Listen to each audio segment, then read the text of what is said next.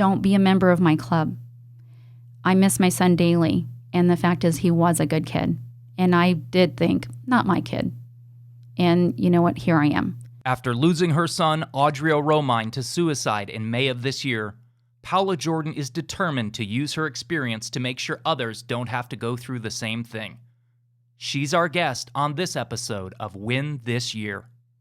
Drugs and alcohol, bullying, unhealthy relationships, depression, internet safety, substance use, body image, self-injury, suicide, anxiety, social media, kids, preteens, parenting, middle school, high school, adolescence, teens, coping skills, self-care, relationships, strategies, life skills, prevention, solutions, help, hope, leadership, insight, information, inspiration. You're listening to Win This Year, the official podcast of notMYkid, a prevention nonprofit focused on inspiring positive life choices by helping kids, parents, families, and those who work with youth. Informative, interesting, inspiring. Win This Year. Welcome to Win This Year. I'm Shane Watson, Public Information Officer and Prevention Specialist for notMYkid.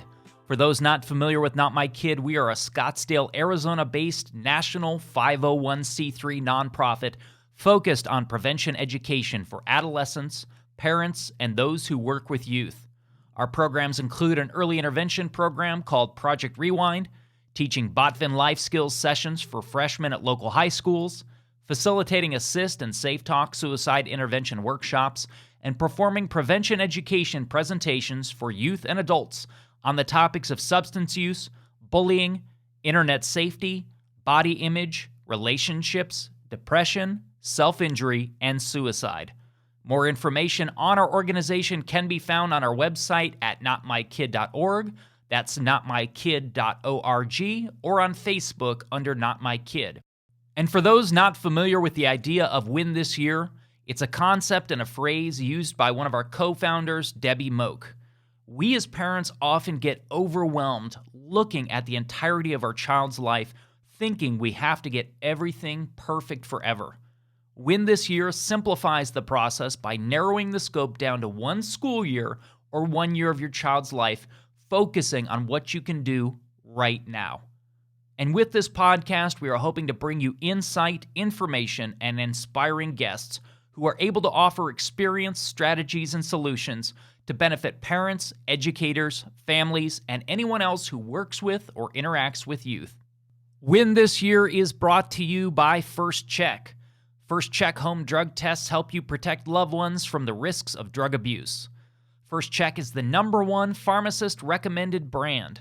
It detects up to 14 illicit and prescription drugs and provides over 99% accurate, easy-to-read results in just 5 minutes, all in the privacy of your home. Go to firstcheckfamily.com and use code WINTHISYEAR to save on your order. September 10th is World Suicide Prevention Day, and National Suicide Prevention Week is September 8th through the 14th. Therefore, this episode will be focused on suicide, and more specifically, suicide prevention and intervention. Please know that's the topic we'll be discussing in this episode, including some real-life experiences. Therefore, it's important that anyone listening know in advance that this is indeed a serious topic. That said, it's also important to know that we're discussing suicide for a very positive reason. That reason is the fact that we can do something about suicide.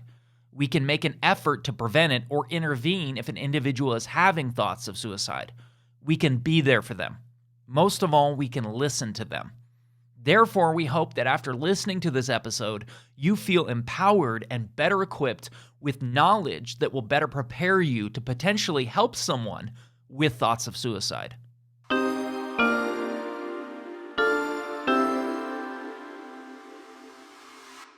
Paolla Jordan has served her community for over 18 years. She is a parent, family mediator, divorce care facilitator, and founder of the Lullaby Foundation. She joins us now on Win This Year. Paolla, thank you so much for sharing your time with us. Thank you for your invite. I appreciate it.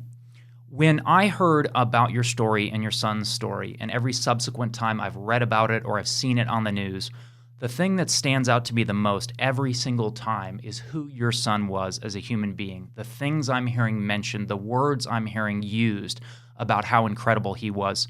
Who was your son? Who was he as a person?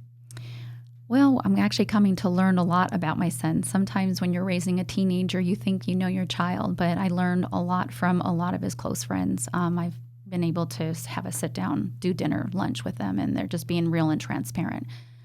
In their words, they talk about how he was a very helpful person. He has helped them with physics and their studying, whether it's math, science, even studying for the SAT. That is who he was. He has actually been a mentor since first grade. The teachers have, over the years from first grade to eighth grade, put him in that capacity to help other kids, if you will. So that was how he was trained up, and it made him feel good. It made him feel important. In his ninth grade, going into high school, I said, maybe we should consider maybe helping these other groups or be a tutor at the school. And he's basically, don't tell me what to do. I want to figure it out. I'm going to do it my way. Well, it was after his death that I found out from his friends that there was a line of 30 people at the wake that basically said, he helped me in science, he helped me in physics, he helped me in this. And it was bittersweet to know that the person that we raised was still kind and giving. He wouldn't show that to us at home because he was a teenager, but it was really heartwarming to know that's how his friends see him. They say that he was humble, he wasn't boastful. We had to work with him because he's so smart. We wanted to make sure that he is humble and helpful, and that's how his friends describe him. And there was one of his special friends, William, who was a salutatorian in 2018 at Chandler High. He's the one that shared a story that really touched my heart immensely. William knew my son since eighth grade, and the both of them made a pact that they were going to be the valedictorian salutatorian. And I was wondering what that was all about, so William proceeded to tell me what happened. And so they basically lined it out, and Adrio would say, you know what, I'm going to be valedictorian and you're going to be salutatorian. And William said, wait a minute, I'm going for valedictorian. He says, okay, sure. So in the freshman year, Adrio planned it all out where he took extra classes. Instead of just the 6, he took 2 classes, one before school and one after school, to make sure that he secures his position. So come sophomore year, he says, so you got to keep up with the plan because you're salutatorian. He says, man, I told you. He says, too late. I've already, I've got a shoe. I'm a shoe-in. I've done the work, and this is where we're at. So when William declined a little bit, he says, you're not owning up to the plan, man. You got to stick with the plan. So basically, he was the salutatorian. They did honor the pact from 8th grade, and they motivated each other and did that. And he was in tears. He was very emotional to say that I owe my success to Adrio.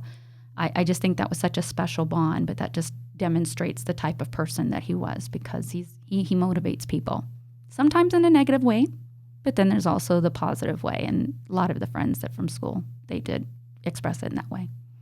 That's what I had read. Not only was he a high achiever in terms of what he accomplished himself, but what he was able to bring, how he was able to bring the best out of other people, a true leader in that sense. And I also saw that he graduated with a 4.9 GPA. Is that correct, from Chandler High? Yes, he did. Yes, he did. And then went on, he graduated at the age of 16. Is that correct? That is correct. And then where did he go on from Chandler High? So he got a presidential scholarship over at ASU Barrett. So he went to Barrett for pre-med. So he completed his first year and did really well. And where did it go from there? Obviously, you know, I've read about how the story continues from there. What were the circumstances around Adrio's suicide? What happened? What changed between that trajectory he was on, pre-med, 4.9 GPA, valedictorian, to what ended up happening in May of this year? What do you know that surrounded that circumstance? So, you know, he died on May 11th, the day before Mother's Day. And he was, there was a trip that was booked on May 7th to go to Oregon to see his grandmother. He was going to be there till the 11th and then coming home. So, you know, it was just him and his sister going to have some bonding time, going to be with grandma. Everything seemed normal. So there's nothing that has lent itself to that there was an issue. Before he did leave, he says, Mom, I want to live at home again. Would it be okay my sophomore year to live at home? I don't want to live on the dorm. I said, absolutely, you're welcome to stay at home. So he planned his classes. He planned his classes for sophomore year and everything. So everything just seemed just totally normal. And so there was a conversation in early April. 2 days after he died, there was a weird message that came through when I was in Oregon after his death. And the message said, a text message that said, well, I haven't heard from you. I guess we know what happened. I hope that you found the piece you were looking for. So my sister swiped it, and we read and we went all the way to the beginning of the conversation, and it was in early April. So there was an adult that had influence over my son, who is a minor, about self-harm and suicide. So I'm not going to excuse the fact that my son did have ideas of suicide, as weeks turned out afterwards, just to know that it was on his mind. So I'm not saying that this was coercion or bullying, but the person on the Reddit, it's called Suicide Watch. In Suicide Watch, there's over 136 or 139,000 members that participate in there. These are people that are not well, that are suicidal, they're depressed, and it's just being able to vent what it is that you're truly feeling. And I think that's normal to talk about it and talk with people that will understand you. It's another thing to be a predator and preying on people that are vulnerable. This particular person was an adult, and during that conversation, there was 390 screenshots from early April to the date of his death. And with that, this person in 4 or 5 areas said that, but you're 17. So there was no misunderstanding that he knew that he was a minor. And all of that communication, my son didn't have all the answers, so he's asking him, like, what's the best method to do this? Does it matter what size gun I use, size bullet did I use, or should I go through the mouth, or should I go to the temple or the back of the head? What would be the best way to ensure that this happens? So this person did answer all of his questions and then some. And with talking with the police and everything, because there is actually 3 jurisdictions involved. There is Oregon, the Sheriff's Department. There was the Chandler Police Department, because we're Chandler resident, and the conversation started in Chandler. And the person on Reddit was from Fremont, California. And I'm pretty sure that he's from there just by the line of communication and all of that to lend itself that he's from there. So I talked to all 3 agencies, and also cybercrimes and also the FBI. Not a pencil pusher. I talked to an agent. And in doing that, I expressed about what I found and all, and they basically said that their hands are tied, that there's nothing that can be done simply because there is no law on the books for an adult to talk to a minor about self-harm or suicide. But there are multiple countries, and I'm looking into them all right now. Mexico, it's against the law. Costa Rica, it's against the law. In Ecuador, it's against the law. I have someone in the Philippines that is going to provide me the law there. I've got someone working on Canada, and I have someone working on Spain. So if these countries can see that it is illegal, then why isn't the United States doing something? So our culture's changed. We need to change with the times to protect these kids. And this wasn't just an adult discussing the fact that your son was having thoughts of suicide. This was someone giving suggestions on methods and what would be the most lethal and things like that. And there is nothing that you can do at this point legally to pursue that individual. Nothing I can pursue, because a lot of these people hide behind the IP addresses. And after 90 days, I guess, the IP address is no longer available. And so it makes it very hard, because I believe Reddit has removed them, but nothing is to stop them to start another user and another email and become another entity. So the people that are on there that really need help, this person posed that he has suicide ideation and all of that, and I do believe he's got some issues. But at the same time, he had more than enough information, especially the day before and the day of his death, that we always tell our kids out there, and for people that are listening, that we have to educate our kids about not giving their name, not giving their school, not naming their neighborhood, or any of those kinds of things that will point to where they actually are. Unfortunately, my son broke those rules. He was old enough to know better, and we've educated for a long, long time. but we have to say it more than once. So that's one thing I didn't do. But he said, my name is Adrio. And he said his name is George. Adrio's name is a very unusual name. It's easy to find. The guy knew he was a valedictorian, so he knew that he was from Arizona. He said he was from Fremont. He knew that he was in Klamath County. He said he was in Bernie. I'm only 100 miles from you. This is the day of his death, he says. He says this information. The man had the ability to report and call 911. And for many of you out there, I called 911 from Arizona, and they patched me to Oregon, to 911, in regards to this incident with my son. So it can be done, and you can help people from wherever you're at. It'll take a little time. So he could have made a phone call and said, we have an active person right now that is in a bad state of mind, and calling 911 and reporting that. And he did not. And that, to me, it's what the cops are saying is it's a moral issue. It's not a law issue. And that I need to talk to the lawmakers to help change this law.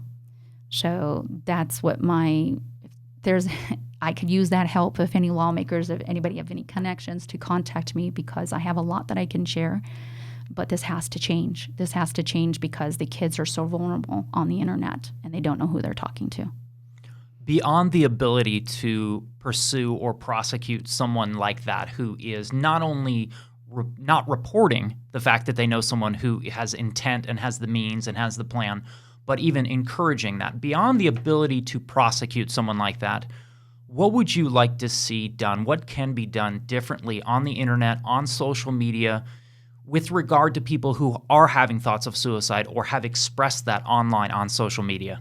Well, right now, what I know from Instagram and Facebook, they've changed the last couple of years in regards to those keywords.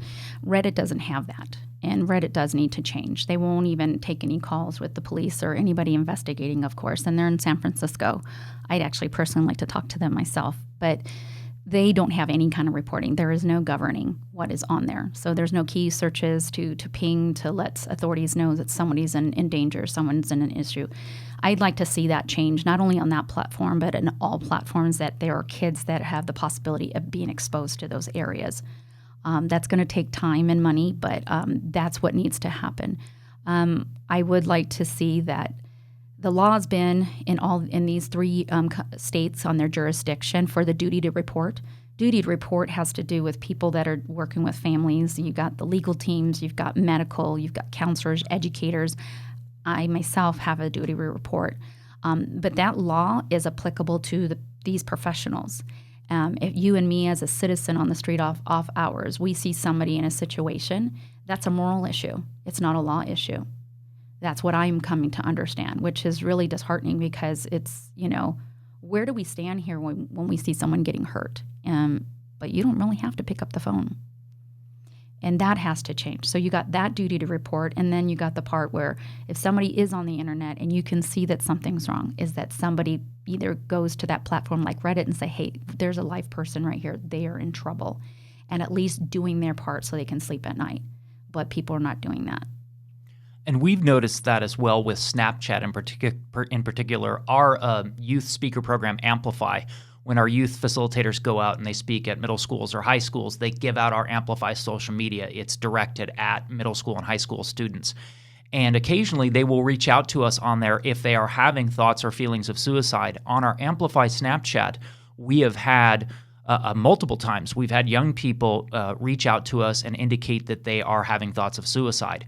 It's really difficult for us to get any identifying information on them unless they're giving that. And when we have brought that to the attention of admins on Snapchat, nothing is done. There's no response. There's no plan in place. And it's not acceptable anymore with our young people, with preteens and teens and young adults spending the amount of time that they do on the internet and on social media. We need to have some type of contingency plan, because this is going to continue to happen until we do something differently. Well, also there's that program, Bark, that's out there that monitors 22, 23 applications. I wish I had that years ago, but that is, we're not endorsing, or no one's paying us to say Bark, but that's one of the ones that stands out to mind right now. But if anything, is just having some kind of parent control, not only on computers, tablets, but also on the cell phones. There are some applications out there like Custodio that I did use with my son on his tablet, and then on his computer, and on his laptop, cell phone. And that way I did get messages. If he was on a porn site or something like that that was inappropriate, I would get a message to let me know. So it's at least take the first step in doing that. Bark is definitely one of the types of monitoring software that we advocate. There's so many different good ones out there. And there's a lot of parents that I've met that are hesitant to do that. I've had a lot of parents tell me, my son's a great kid or my daughter's a great kid. I believe that they are. I believe that they are wonderful children. But even the best, the brightest, the most loving and conscientious can still make impulsive decisions. Until 25, the brain's not developed. The last part to develop controls impulsive behavior, anticipates risk. So it's not a matter of whether or not you're a good parent or you have a great kid. It's a matter of the fact that they're still young and they are prone to not only making impulsive decisions, but as we saw with your son, brilliant kid was susceptible to manipulation from a grown adult who should have known better through Reddit. Absolutely. And suicide does not discriminate. That's the thing. And I think if it's easy for people to say, not my kid. I have, with what I do for a living, I work with families that are going through divorce, and we have to discuss regarding co-parenting. And I cannot tell you 10 out of 10 of my parents, that's all of them, they have no idea about parent controls. They do not have parent controls. And it's a really hard conversation to have with them. I said, I'm not trying to scare you. I'm trying to equip you. But this is a really serious matter. So I'm helping to start the conversations there.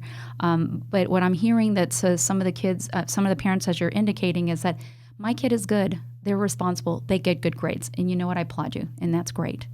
And recently, in some of my cases, I try not to go into my personal life, but I have a responsibility to talk about what I do know. And I stay maybe there for 2 or 3 minutes, and it really shocks them.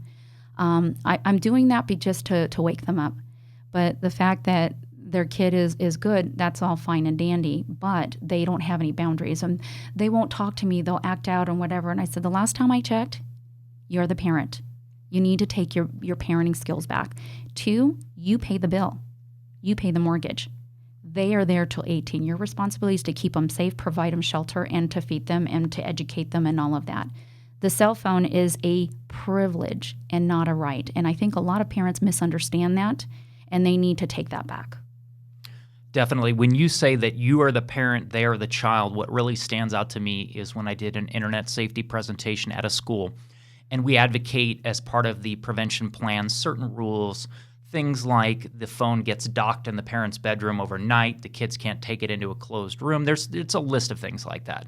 I had a mom come up to me after the presentation, and she indicated to me that she had a 12-year-old daughter. She enjoyed the presentation. She said, can you remind me, what was that list of the things that you advocate? So I'm going through this list, and as I'm doing this, I can see the look on her face changing, and she's shaking her head, and I'm thinking maybe she doesn't understand. So she stops me about midway through, and she says, oh, no. She would never let me do that. And I'm thinking, it's exactly like you said. This is a 12-year-old girl, and this is an adult. And unfortunately, there are some parents that are more concerned with being their child's friend than they are with being their parent. We should want to be our child's friend. We should want a harmonious relationship. But it's like you said, in order to keep them healthy and safe and alive, sometimes we need to take those steps that maybe aren't fun in the short term. Right. There's a term that I hear about, the helicopter parent. And taking back the phone and having boundaries for kids, it's not a helicopter parent or a hovering parent. It's a caring parent. Let's talk about how we were kids 30 years ago and how we were raised. We need to go back to those principles. Those principles worked then, and they can work now. We have social media that we're throwing into it. And again, parents, these are privileges and not rights. Don't be a member of my club. I miss my son daily, and the fact is he was a good kid. And I did think, not my kid. And you know what? Here I am. And so my message to parents is that you are the parent. They might act out for 24 hours, and you just got to explain to them. If you need to show some screenshots and whatnot, I'm going to be sharing those. They'll be available to you. But We have got predators that are very specific in nature that are taking over our kids' minds. I'm not saying every application is bad, but we do need to have time limits. After 9 o'clock, why do they need to be on social media? They need to be preparing for the next day of school and going to bed early. T-Mobile, I know, has a parenting, have web guards and time constraints on there. I think Verizon, lots of your phone carriers have them. It's like $5. Even if it's $10 a month, it's worth the kid's life. So for me, when I implemented that program years ago, it actually gave me back my sanity, so I don't have to micromanage my kids. And when they're in school, they weren't allowed to text while they're in school. So that's what I love, those time constraints that are in there, because when they're in school, they're there to learn. After 9, they need to be in bed or studying. They don't need to be texting their friend or going online. So you can still allow them to have access, but they just have limits, and boundaries are always good for the kids. When they're 18, they're going to do what they want anyway. Definitely. It's not about taking the social media away entirely, because that's the world that they're living in. For better or worse, it's not going away. In order to be successful students or employees down the road, they're going to need to understand that technology. But it's like you said, until they are at the age where they can self-regulate in the correct way, we need to do that for them. And you hit on something so key, where a lot of parents are hesitant about the pushback they're going to get if they use monitoring software or they set limits. Like you said, maybe it'll last a day, a week, it's unpleasant. We as parents need to be willing to deal with that little bit of unpleasantness or uncomfortability in the short term to save us a lot of time and trouble and heartache in the long run. And that's what I'm seeing is I'm seeing some hesitance from some parents to have that uncomfortability in the short term. So we've talked about what we as parents, what we need to do, and a lot of this comes back to what we need to do as parents. However, what would you like to see done differently with schools? How would you like to see schools approaching this topic in order to prevent suicides? What can be done at that level?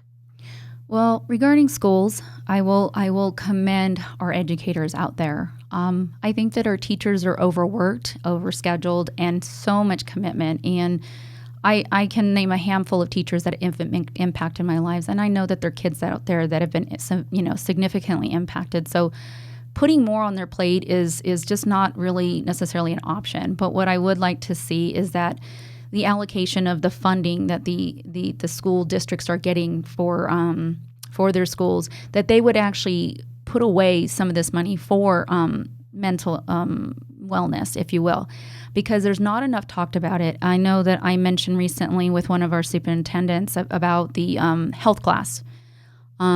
Take, for instance, with health, they might have a segment that they're talking about mental wellness. It's kind of one and done, and it's brushed over, and they're not having any deep discussions.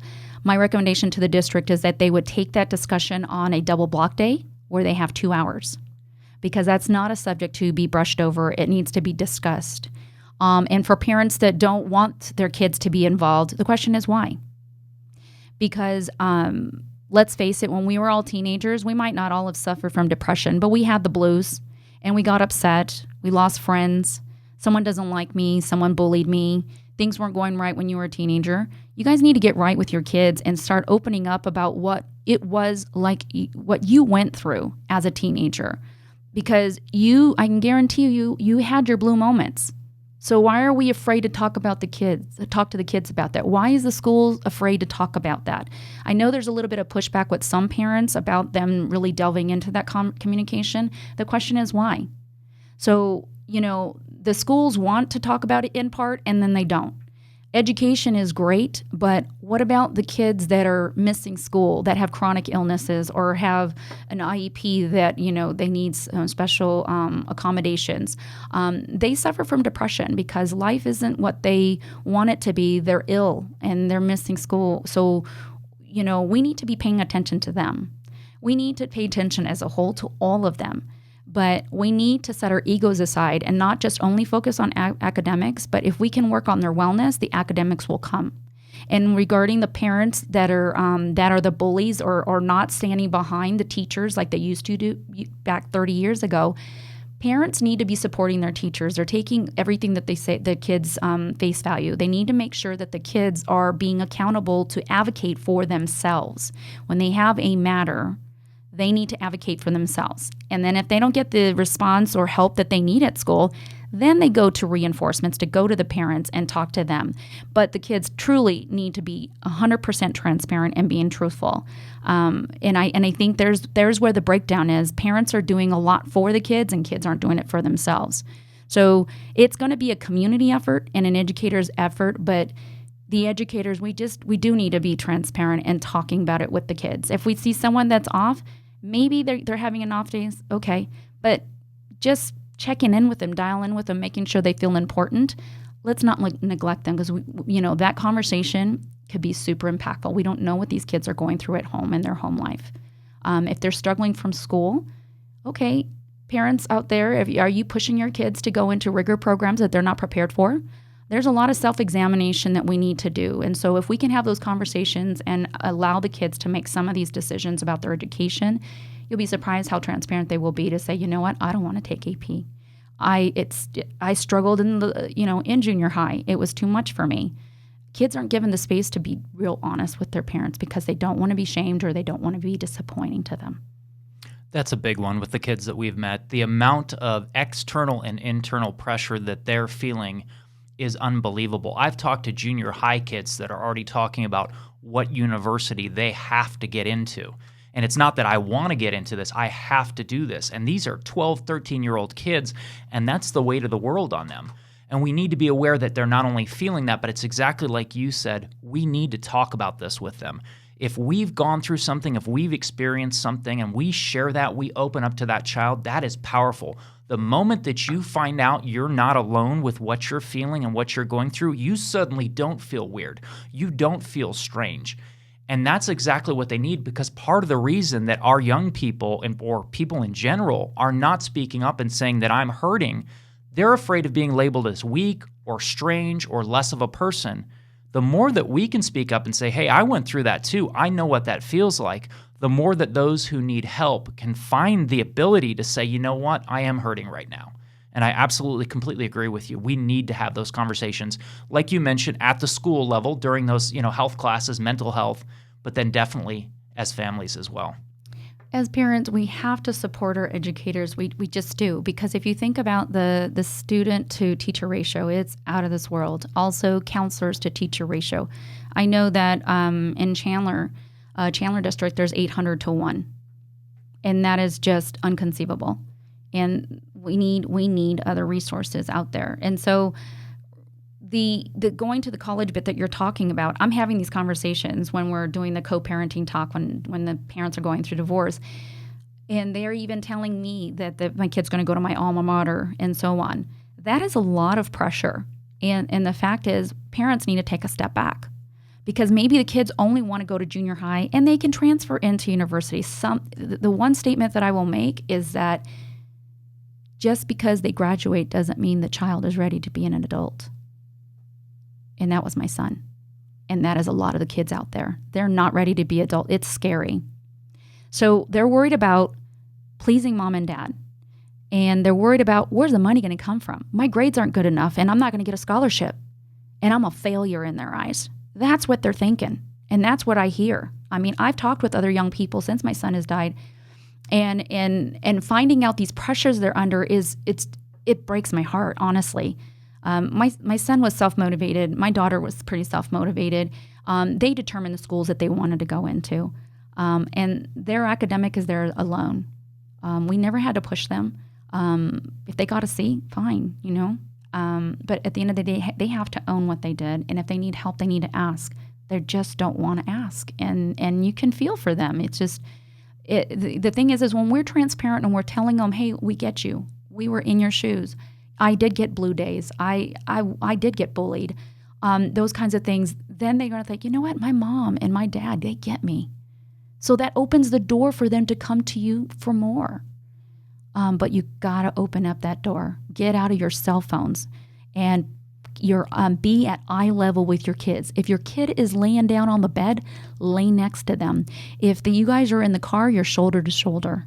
And when you have drive time to go to practice and to school, man, you guys are missing out on an opportunity if you're not taking advantage of it. I love that time, is the drive time.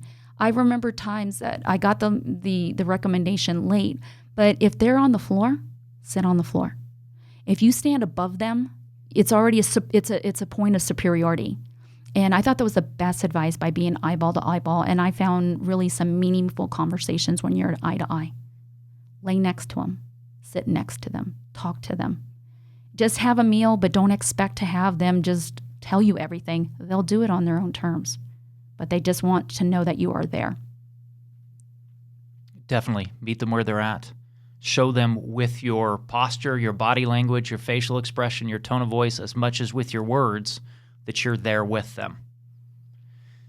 I know that sometimes the signs that someone may be suicidal can be incredibly subtle. They can be easy to miss. Sometimes it's not a glowing neon sign. I want parents or educators or any other adults working with youth listening to this to understand this. In hindsight, is there anything Adrio said or did which stands out to you differently now? And if so, what? That's a great question. So when I learned about the signs of suicide, and more after the fact, I really didn't see the signs because he was an introvert. He was very quiet. He loved to play video games. And I had a lot of comments of people saying the video games caused it. You know what? That's not necessarily true, and that could be for a separate conversation. I have a lot to say about video games. There's positive and good about it. But so it was normal for him to play video games for years, that he did do that. He also, goes to the movies and does things with his family. But he just didn't have a ton of friends that he hung out with and that kind of a thing. But he did have quite a circle of friends at school.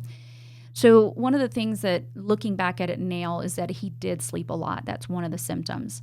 But he is like myself. I'm a napper.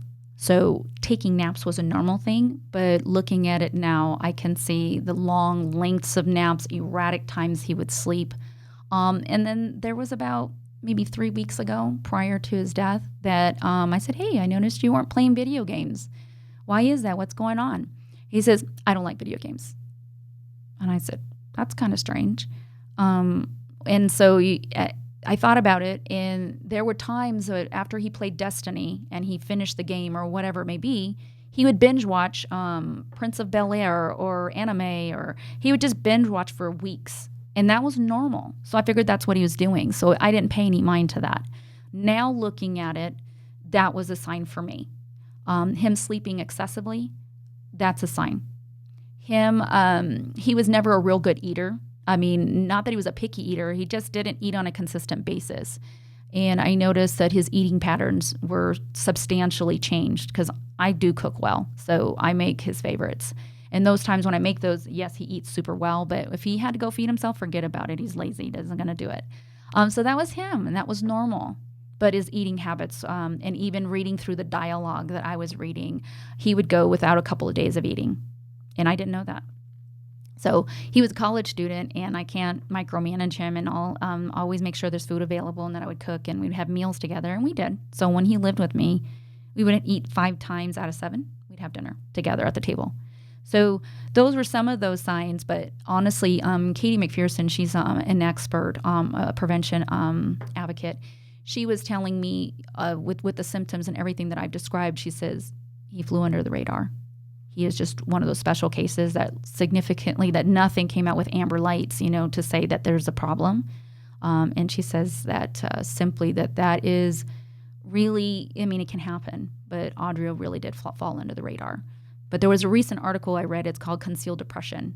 And that article I read about 3 weeks ago, and that was spot on. It was really spot on, and it really described my son. And in that article, it talks about the multiple masks that they do wear. And being that he was gifted and so smart, it was like a game. It was so deep that no one's going to know on the surface. Even his best friends, a couple of his best friends didn't even know.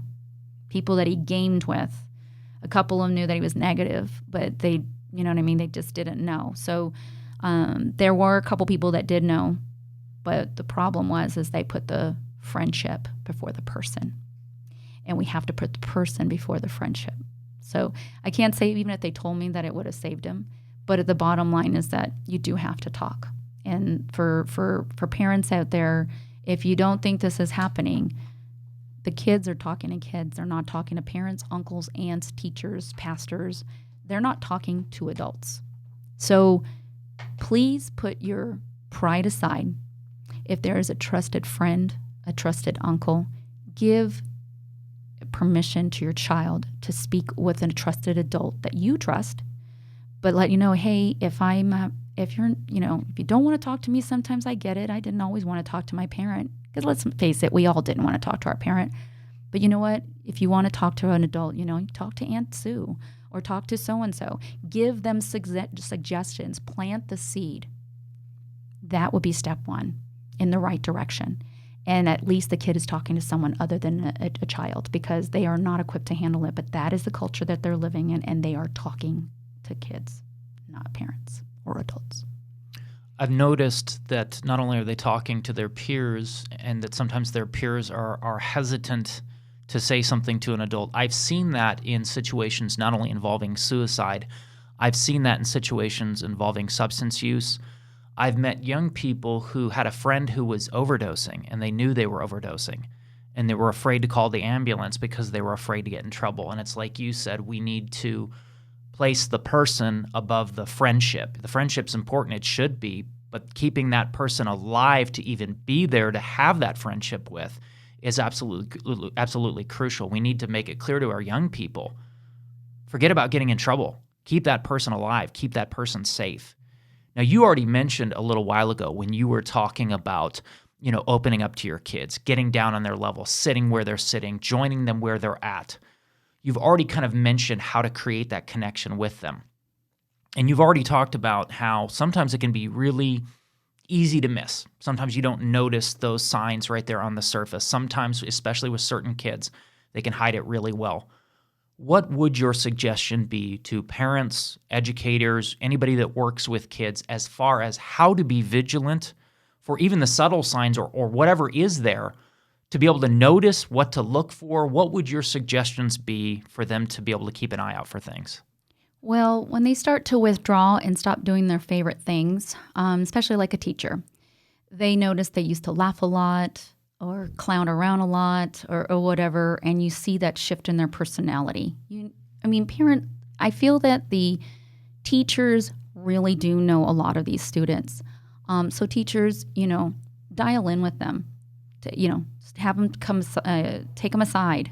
Give them a tardy pass if you need to, an excuse pass, and just dial in with them to see where they're at, that you notice something. Don't be afraid to do that. Parents, regarding the kid comes to you, a lot of times we are the kids and ourselves as adults, we well up with this information that we just want to talk. We want to talk right there and then. I can't tell you how many times I've heard, and I've made this mistake myself sometimes, but being that I was a self-employed mom, I was really there for my kids a lot, so they had access to me. Is please don't tell your kids not now, later, tomorrow, when I'm done work. What you need to tell them, and this is what I did, and it really did help, is that give me 5 minutes. I'm just trying to wrap up what I'm doing right now, and I'll meet you in your room. I'll meet you in the living room, or I'll meet you at the dining room, wherever it may be.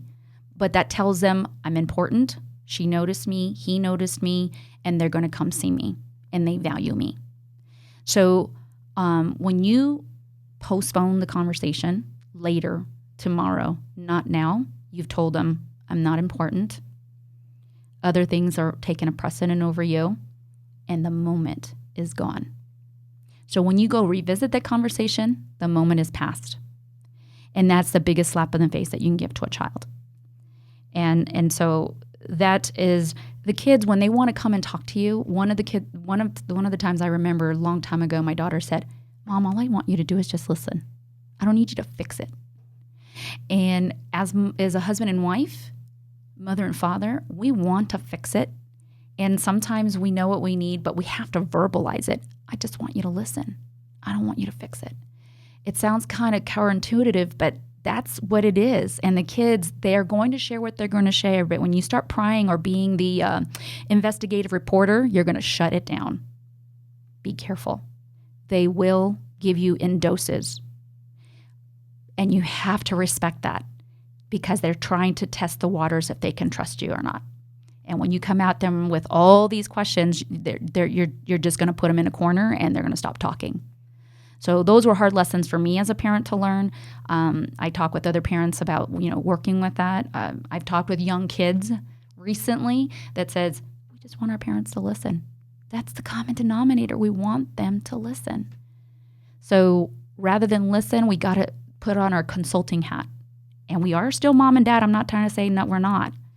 But we're consulting because they're trying to spread their wings. They want to make decisions for themselves. But they just want to kind of know what we thought or how did we deal with it back in our day. So we can offer, but just listen to your heart and take the lead of the child. It'll be helpful. Like you said, they often don't want or expect us to solve all of their problems. They just want someone to listen. I facilitate a 2-day, 14-hour suicide intervention workshop called ASIST. It's 2 days, it's 14 hours. Obviously, there's a lot of content. That's a long workshop. The bulk of the model that we teach out of those 14 hours is a section that has to do with listening. And if you're too busy listening for what you think you're going to hear, what you want to hear, or figuring out what you're going to say next, you're going to miss that really important thing. And like you said, you hit on something so important. If they come to you and they are willing to talk, I don't need to tell the parents out there of teens and preteens how rare those windows and those opportunities can be. That window closes very quickly. If you've got them approaching you, you're not even having to initiate that conversation. Seize that moment. But like you said, if there's something that you're doing right in that very moment, you can acknowledge, I am absolutely going to set aside that time and space for you. Give me 5 minutes. Let me wrap up what I'm doing here, and we'll talk. And the other thing, before we move on, I wanted to note that you said is the barrage of questions. We encourage parents to have family dinners. We encourage them to get to know their kids, find out how things are going. What was your favorite thing about today? What was your least favorite thing? But the one thing I emphasize is please do not hit them with the barrage of questions the moment they walk in the door, because I have lost count of how many kids have told me, hey, I love the fact that my mom and dad are trying to get to know me. They want to understand me. That's cool. I need a little space when I walk in the door. Like, give me 15 minutes, just like we feel a lot of times. When we get home from work, we're tired, we're exhausted. We just want a little bit of time, and then we're going to be more receptive to that sort of thing there. Absolutely. We all need a time to decompress. I was raised with that with my parents when they came home. They didn't want to be bombarded with all kinds of questions. So, just making, hey, I just got home. Do you want a snack? I want a snack. And have a seat, don't have to talk. Just wait. It'll come. And then the dinner question, I love that you brought that up, because one of the things that we did do when they were really young is we would maybe have a question. We used to actually do a Bible verse, and then we would talk about it. We did that for years. And then my kids got older, and they are exploring their faiths and all of that. And I have to respect that, that they are not following my path right now. But they're trying to spread their wings and figure it out. But that was one of the things I really do miss is those dinner talks. So if you're not having a dinner talk around the table, I want to challenge parents out there to make a cultural change in their family, sitting at the round table where everybody's the same, even if it's an island. I actually don't have a dining room table. I have an island, and we could sit around it and have dinner. Get back to the basics. And having that meal. If you're not a good cook, so be it. Go find something at Sprouts. You can whip it up, heat it up, and it'll look beautiful, and it'll taste really good. The thing is, we got to go back to having meals. Going to the restaurants, there's a lot of chaos. There's no quiet space, and the kids need quiet space, and so do the parents. And so bringing a question or two, hey, you know what? I just heard this thing on the radio, or I just saw this thing on the radio. Or the TV. I'm not really sure about this. You guys are kind of into this thing. Can you guys tell me what this means? Because I'm just learning. It's okay to parents to be feeling like you're dumb, because you know what? The kids will educate you. Give them the opportunity. But if you dumb it down and say, you know what? I like to learn, and I want to kind of know what it is that you guys are listening to. Hey, what's that? They got their earbuds in. Hey, what are you listening to? And they might let you listen. Then you have something to talk about. Oh, that sounds kind of cool. You open up that conversation. I don't like all my kids' music, but there is actually some that I actually did like, but we would talk about it. It's a topic of discussion. If you show an interest in what they're doing, man, you know what? You just, the floodgates are going to go wide open for the parents to have this communication. Because at that point, you're treating them like a person, the person that they are, the individual they are.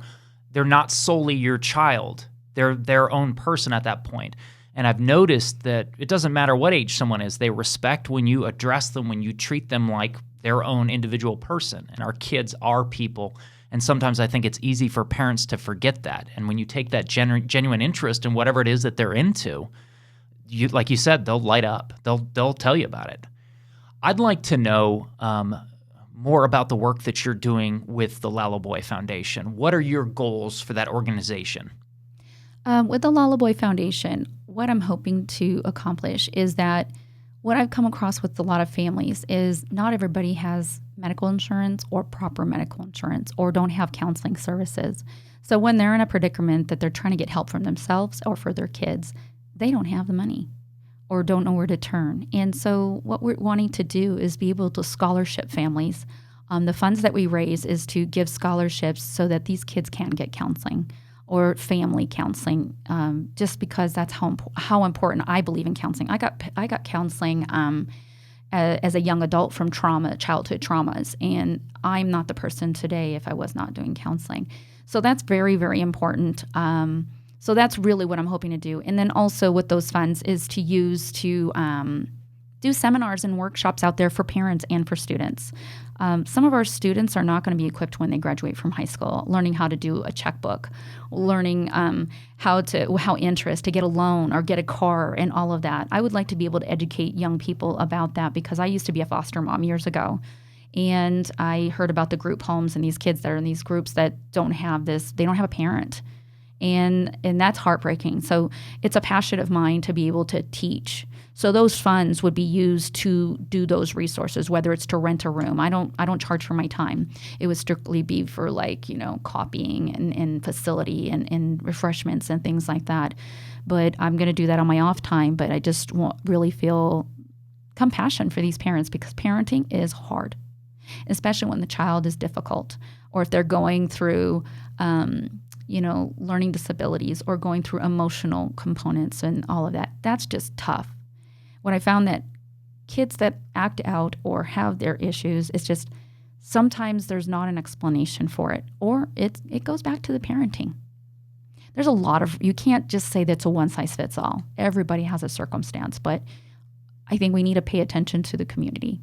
And that's really what I'm hoping to do. And interesting enough, I was just in Ecuador in July, and my cousin actually wants to do a Lullaby Foundation chapter over there just because he loves what I'm going to be doing. So, my son's death can't go in vain. He was a very caring person to help people so that empower them. He was a difficult person sometimes. I mean, just like all teenagers, I was as well. But at the end of the day, he still put people first. And when they were sad, he would try to empower them and make them feel better. The only thing is he wished that more people would have reached out to him and maybe saw him for what he was going through. But again, they don't let you in all the time. So that's why I'm doing Lullaby Foundation. Thank you for asking. That's really important. The last thing that you mentioned about he wished more people had reached out to him. A lot of times we put this message out there into the world and we say, if you're struggling, ask for help. There's people that care about you. We're here to help you. And it's true. But a lot of times we, as the people who are not presently hurting, we often need to be the ones to take notice of the person who is hurting and say, hey, I've noticed that you haven't been yourself lately. I've noticed that something seems off. I'm here to listen to you. What's going on right now? A lot of times we have to take that step because when that person is in that place where they are hurting, sometimes it's difficult for them to even be the one to say the words. It's, sometimes we have to be the one to ask, have you been thinking about suicide? And there's people, it's a difficult question to ask, but how much more so is it difficult for that person that's in the midst of those feelings themselves? You bring up a really good point on a couple matters. So to students, what I would say to you is you see a child that's having lunch by themselves or they're sitting in a corner by themselves. Don't worry about what your friends think if they think you're weird that you're going to this stranger. You need to put those differences aside and treat others as you want to be treated. I know you've heard that growing up.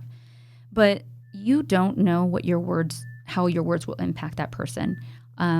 So do that. Act of kindness doesn't cost anything.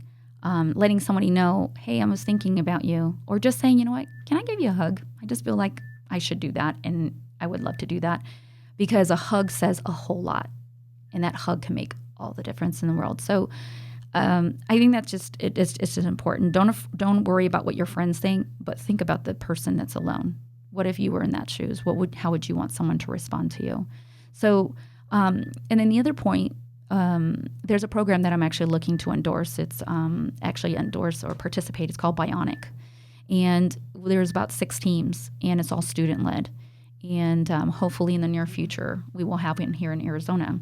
So with that Bionic program is that there is a welcome committee on campus.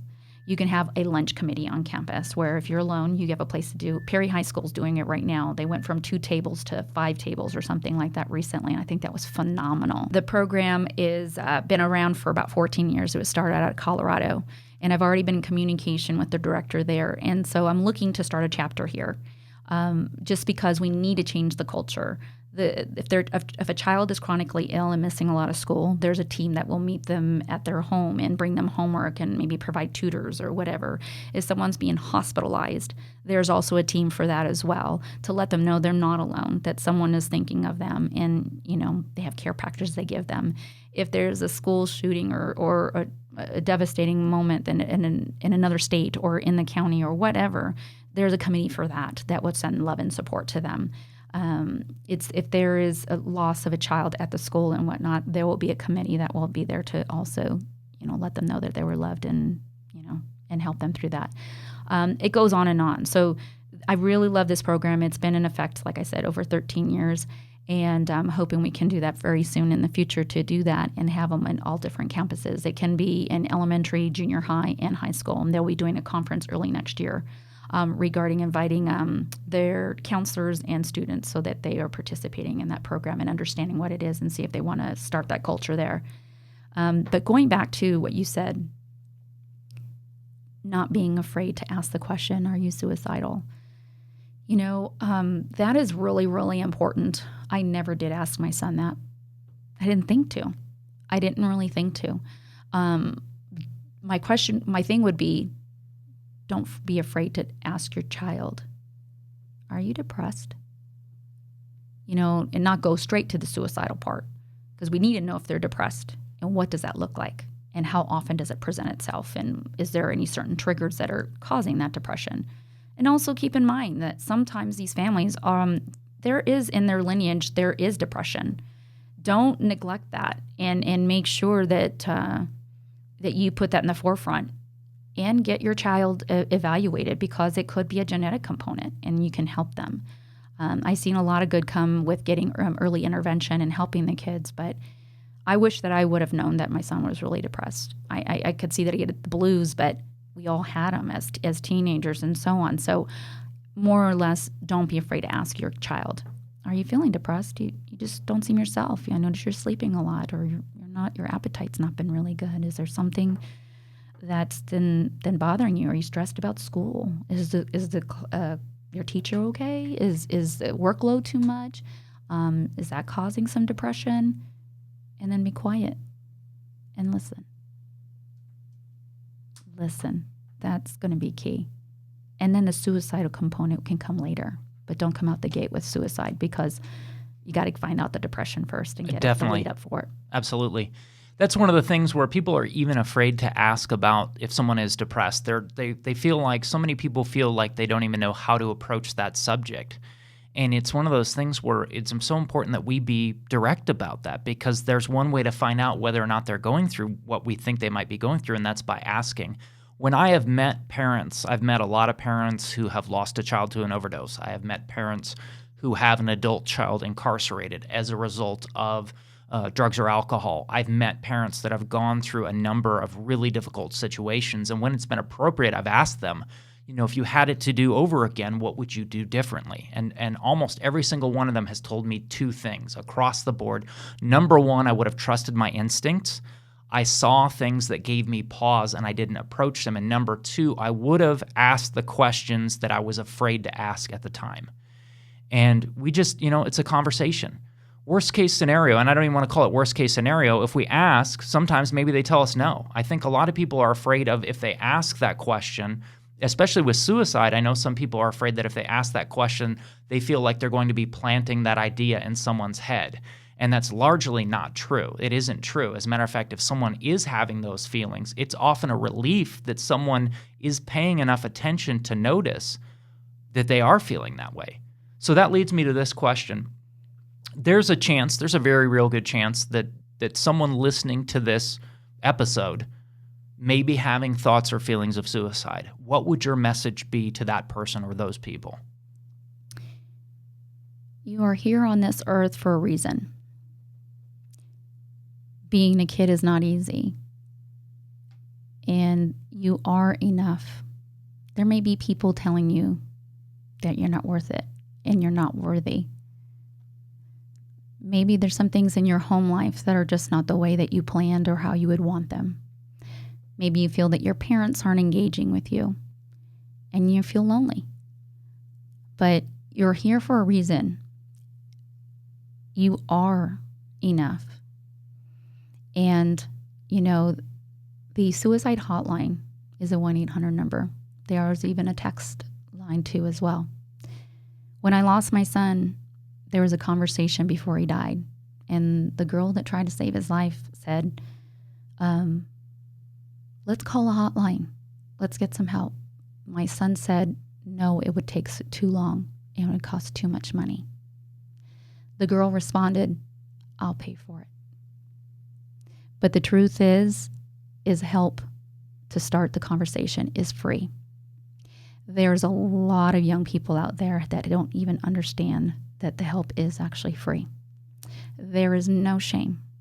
The people that you will talk to won't have judgment, but just love for you. And the things that you're going through, your hormones are changing, your processes in your mind are changing, and you just can't figure it out. Some of that's chemical, and it's just that your body's changing, and you can't understand it. Your parents, myself, all of us, we don't all have the answers, and we don't always have it together. I think sometimes you young folks, they have it all together. I don't want to talk to them because they're just going to judge me, and they're going to think I'm bad or worthless. That is not the case. We didn't get where we're at to be all together. We had to go through a process just like you. And so I want to encourage you is to reach out to a hotline or a trusted adult, a trusted uncle, aunt, or someone that your parents know that you've known for years that you feel really comfortable to talk to. Because I promise you that they will hold your hand and they will listen to you. And you guys will discuss the next steps on what it is that you're going to do. But I'm going to say don't be afraid, because there's a lot of people that are just trying to figure out life just like you. So hang in there, be brave, and make a call. If people want to know more about the Lullaby Foundation, if they want to reach out to you, what's the best way for them to do that? Well, right now, they can actually reach me at the number at 480-788-4187. That's 480-788-4187.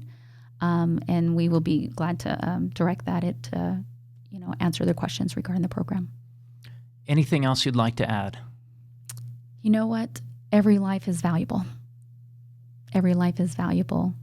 And it's coming up on 4 weeks, 4 months that I lost my son. And he missed his 18th birthday. He was 17. And for parents out there, trust me, you don't want to be a member of this club. I don't want you to be afraid to have the conversation. And to the youth out there is, you might be hurting, and I get it, and I just wish I can hug you right now. And I know that your parents would want to know. But at the same time, you don't feel like you can trust them right now, go see a trusted adult or call the hotline. But there are answers, and there are more life for you to live. So there are people that really do care about you. Thank you so much for sharing your time with us. I really appreciate you taking the time to be on the show. Thank you very much for having me.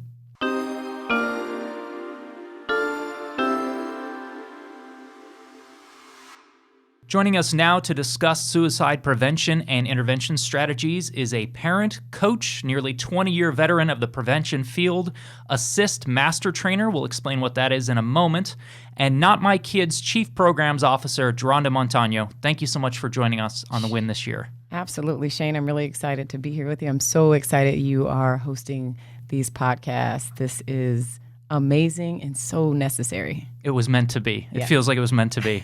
Before we get into some awareness tips and strategies related to suicide prevention and intervention, I want to explain what ASIST is. ASIST is an acronym that stands for Applied Suicide Intervention Skills Training. It's a training developed by LivingWorks and has become the industry standard for suicide intervention training. It's a 2-day, 14-hour workshop designed for anyone over the age of 16. You don't have to be a clinician or behavioral health professional to take the training.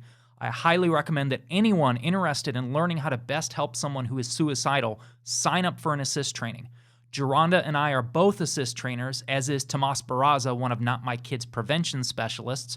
And notMYkid's prevention manager, Sarah Grotto, facilitates Safe Talk, which is another excellent suicide prevention training created by LivingWorks. To find out more about ASIST and Safe Talk, or to find a training in your area, visit livingworks.net. Once again, that's livingworks.net. When talking with Paolla Jordan earlier, we discussed a couple signs and symptoms related to someone having thoughts of suicide. I'd like to provide those listening with some more signs and symptoms. What should parents, family members, educators, and those who work with youth keep an eye out for? There's no simple answer for that. And what really is important is to look for change. Change looks different from person to person, from youth to youth. And that change can come in a couple different categories. There could be physical changes, behavioral changes. You might see someone isolating themselves, or you might see someone drawing themselves closer to certain groups, or there may be situational changes. When you think about a young person and what they're going through on a daily basis, most of the time, they're out of the house. They're not in front of their parents. And so situations that are happening at school may not be as obvious. So asking those questions about how school's going and what's happened during the day, or any extracurricular activities they have. And the bottom line is, when we talk about change, looking in the different areas of their life to see, has any change occurred. I have to point out, change isn't always necessarily what looks like the obvious, this kid may be feeling down. Change could be on the upside. It could be that a choice has been made and now they're feeling relieved. And so they're feeling like, I'm going to change and I'm going to reach out to a lot of people, because that could be indicative of final goodbyes or something like that. So there's no simple answer, but change would be the key. And I've mentioned that to some parents when I've done ASIST workshops or done our prevention education on this topic. Sometimes it looks like a positive change. Somebody who's not normally very affectionate, giving a lot of affection, hugs and kisses, which seems like a positive thing on the surface, they could be saying their goodbyes. Somebody who's been in a prolonged state of depression suddenly becoming very overjoyed, a lot of times on the surface that can look like a great thing, and sometimes it is. Sometimes they have found a real solution, a healthy solution. But as you mentioned, sometimes that can be indicative of they have made that decision to end their life and they're feeling some sort of relief, but not realizing that, they're actually not solving the problem. But they're feeling like they've finally found that solution. Right. And that certainly can lead to those obvious or not so obvious changes, because some of those that seem like, oh yeah, this is great now, could be a change that's not as obvious, that points to someone having thoughts of suicide. We're not even yet talking about someone who has a plan or has made an attempt, but just someone maybe having that thought. And I also have mentioned to parents, sometimes it's symptoms like, suddenly no longer completing their homework, because if you believe you're going to end your life, suddenly your history homework is not very important. Someone who's no longer doing their chores, because again, if you think your life is about to end, taking out the garbage is not that important anymore. And so one of the most important things for parents to remember is your kids better than anyone. You know what is normal tone of voice, body language, facial expression, level of eye contact. You know what they look like when they come home from school and they walk in the door. Anybody can have a bad day. Anybody can have a couple bad days. But you mentioned change, and it's often change in combination, and it's often change over a prolonged period of time. And that is key. A prolonged period of time, it may seem a long time for a youth could be a week, and a long time for a parent is you had this attitude for the last 2 hours. Are you done with it? Or vice versa. So also determining meaning for an individual. Like, your child better than anyone else. And so whatever's happening, what are they making that mean? And how long are they going to allow themselves to feel that way? Or, so gosh, it's so individual. It does take that communication, which I'm sure we'll talk about in a second. Not only can meaning be two different things when it comes to the length of time, what's considered somebody struggling for a prolonged period of time, but meaning can also vary from one individual to the next as far as what is a devastating circumstance to go through. A lot of times when these stressors add up for someone who begins considering suicide, people looking at that from the outside think, well, what they're going through is not that big of a deal. And maybe in that outsider's perspective, it isn't. But it's like you said, it's what it means to the individual. Right. Is this a devastating loss that you've gone through? Is this something that's feeling overwhelming for you? And that's going to lead us to right now, one of the best ways to find out what that means to that person is to ask. Absolutely. So a lot of people are hesitant to start the conversation with someone whom they believe is suicidal because they feel like they don't know how. How do you begin that conversation? I find myself often in conversations with young people where I can tell there's something going on, if I know them or not, looking at facial expressions and body language. And I usually just start with, hey, how are you doing? Or what's going on today? How's your day been? When I'm on a school campus, oftentimes if it's after lunch, I'll ask, did you have lunch today? And it's just those general conversations that just gets the conversation going, those general conversation starters. And from there, based on the response, I'm looking at facial expressions, I'm looking at body language, and then I just continue on with can you tell me more about what's going on? And if I'm starting to hear patterns of things aren't great, this has been happening to me, or this always happens to me, or I never get to, when they're making sort of absolute type statements, I'll then express my concern, which sometimes sounds like, when I hear people talk like that, it makes me think about suicide. And I'm just wondering, as it makes me think about that, is that something you've ever thought about? Or does it make you think about that? So then if that person is saying, it gives me it doesn't make me think about that, but, they continue on, well, then we're not talking about suicide. We're talking about whatever the situation is. If they go into, well, then I want to engage them more in that specific topic. And so that might sound like, well, if you have thought about that, when was the last time you thought about it? Or have you thought about that today or this week? And then we just continue on in that conversation. So that's what's comfortable for me. And it doesn't feel like I'm accusing someone of anything. It's just me expressing my concern and being honest. And if you ask them if they've been thinking about suicide and the answer is no, there's no harm done. No. Better to ask and have the answer be no than to not ask and have the answer have been yes. Better that we find out one way or the other. And you mentioned, leading up to that question, which leads me to this. If during that conversation or before that conversation even, if you've seen and heard enough to make you think that person may be considering suicide, what's the best way to ask them if they are thinking about suicide? You definitely want to ask directly, because if you don't ask directly, they could give you an answer that sounds like something maybe similar or nothing at all, like what you thought you were hearing. But asking directly, there's so many ways. The way I just said it makes me think about suicide. Does that make you think about it? Asking sounds like you're talking about death. Are you saying you want to die? Are you thinking about suicide? Are you thinking about killing yourself? There's so many different ways to say it. And I know that can be intimidating for some people. And the reason you want to ask directly is because if they say, no, I'm not thinking about hurting, if they say, no, I'm not thinking about hurting myself, well, hurting myself is very different from dying by suicide or killing myself. So it could be an evasive answer. And you want a direct answer to a direct question. So there's no question that we're talking specifically about suicide. Once they've given us that yes answer, what do we do from there? How do we help them? This is probably one of the most difficult parts for just human nature. Human nature is, I want to fix it. I want to help immediately. And so we jump to, how do we get you help immediately?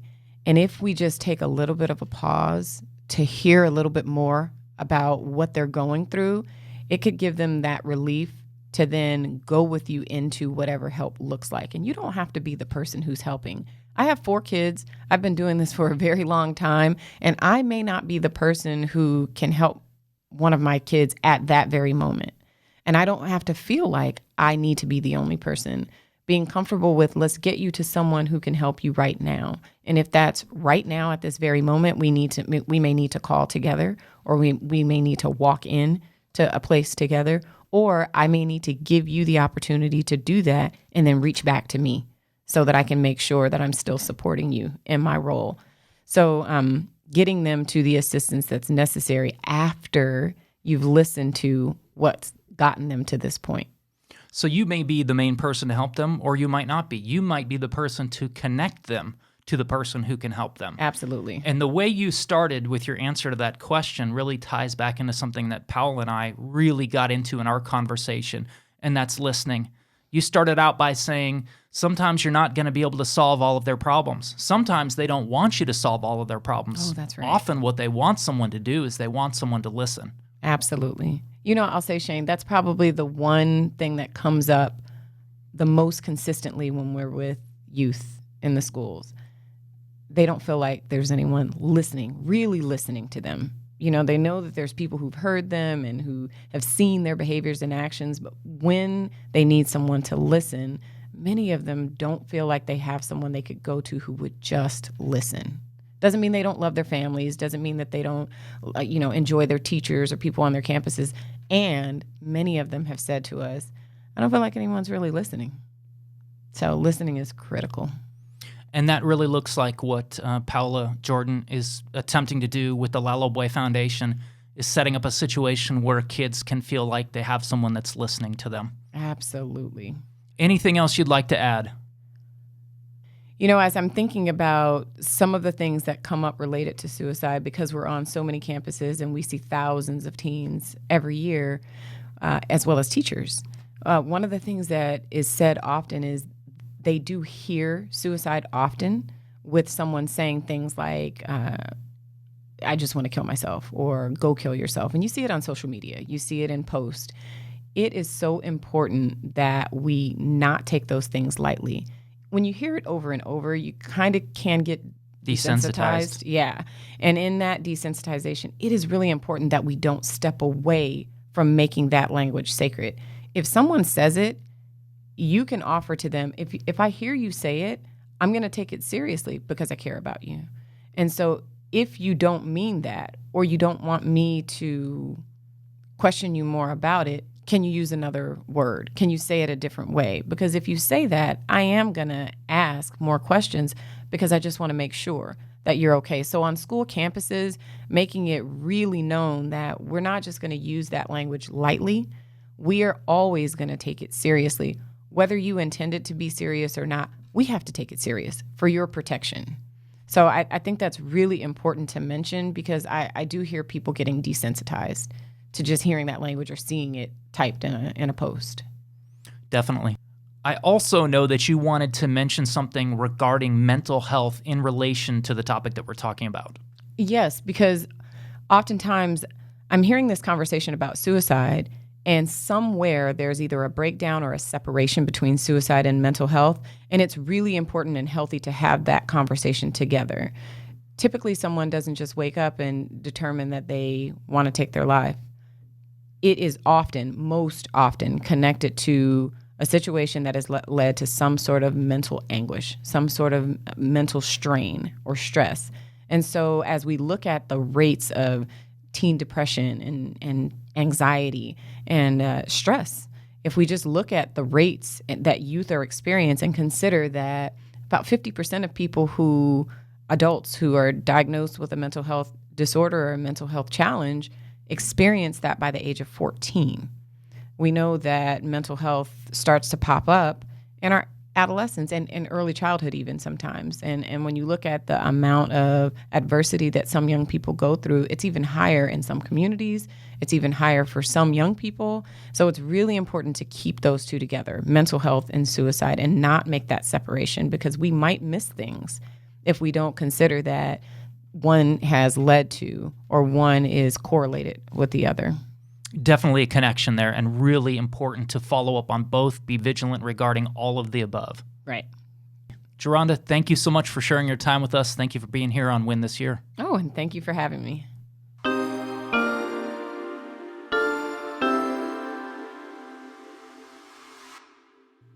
Before we close the show, I wanted to share one final piece of personal experience with you. In late 2013, less than a year after I had started working at notMYkid, I had been monitoring our info@notmykid.org general email account. One day I received an email from a young lady named Brooke. She was a high school student. She had reached out to us and said she had found our website through a Google search related to self-injury and related to suicide, two of the topics that we speak on. She mentioned in her email that she had been self-injuring. She mentioned in her email that she had been considering suicide for quite some time. I emailed her back. I encouraged her. I congratulated her. I gave her respect for reaching out. I said, this is a great step. Thank you so much for speaking up. This is the first step toward getting the help that you need. I asked her some more questions. I wanted to find out where she was so I could connect her with resources in her area. Not only was Brooke not in Arizona, where notMYkid is based, Brooke was not even in the United States. Brooke was in Australia. So I found out a little bit more about what city she was located in. I started finding some resources in her area, some counseling, some people to connect her to. I found out that she had a counselor available at her high school. So I started encouraging her to speak up, to reach out to these people, and I continued to hear more of her story and to build more rapport with her and to make it clear with her through email that I cared and that other people care as well. Eventually, the email stopped. And I emailed Brooke back and I said, hey, I haven't heard from you for a while. Did you connect with that counselor? Did you connect with that resource I sent you? I didn't hear anything back. So some time elapsed and I started to get concerned. I sent her another email. And I said, Brooke, listen, if you don't want to talk anymore, I completely understand that. That is your choice. Just let me know that you're okay. I never heard anything back. I began to assume the worst, as you can imagine.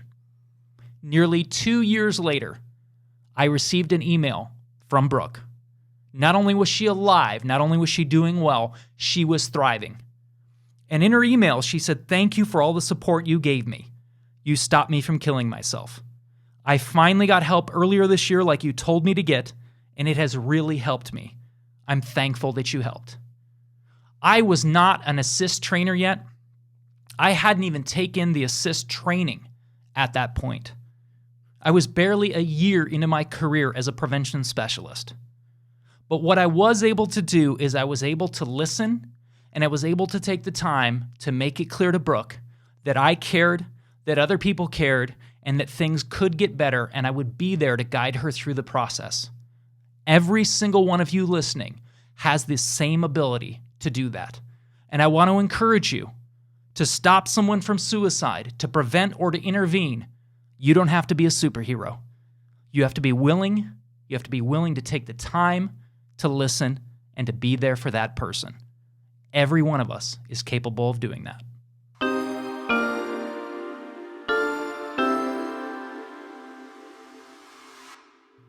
For anyone listening to this episode who is dealing with thoughts of suicide or is helping someone who is, I want to encourage you.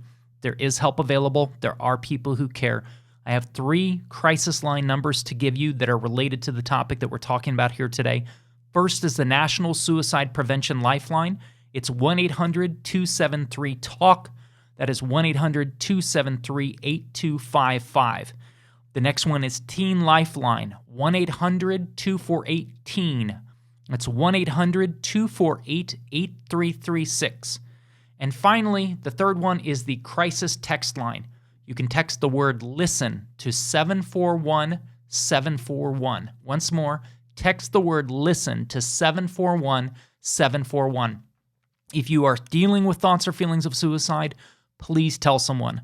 Whether it's somebody that's close to you or it's one of these crisis lines, please speak up. Please reach out for help. These crisis lines are 24/7, 365. They're free and they're anonymous.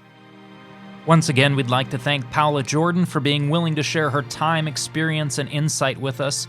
If you're interested in contacting Paolla or learning more about the Lullaby Foundation, she can be reached at area code 480-788-4187. Once again, that's 480-788-4187. Thanks also to notMYkid Chief Programs Officer Joronda Montaño and our sponsor, First Check. More information on First Check is available at firstcheckfamily.com. Those interested in learning more about ASIST or Safe Talk suicide prevention and intervention workshops can visit the LivingWorks website at livingworks.net. That's livingworks.net. You can find out more about notMYkid at our website located at notmykid.org. That's notmykid.org. On Facebook under notMYkid, on Twitter under notMYkid Tweets, and on Instagram under notmykid.org, and that is with the dots spelled out, notmykid.org on Instagram. All this information will be included in the show notes as well. If you like what you've heard, please be sure to subscribe, spread the word about Win this year, and let us know what you think. Once again, I'm Shane Watson, Public Information Officer and Prevention Specialist for notMYkid. Thank you for listening to Win this year. Be sure to look for our next episode coming next week.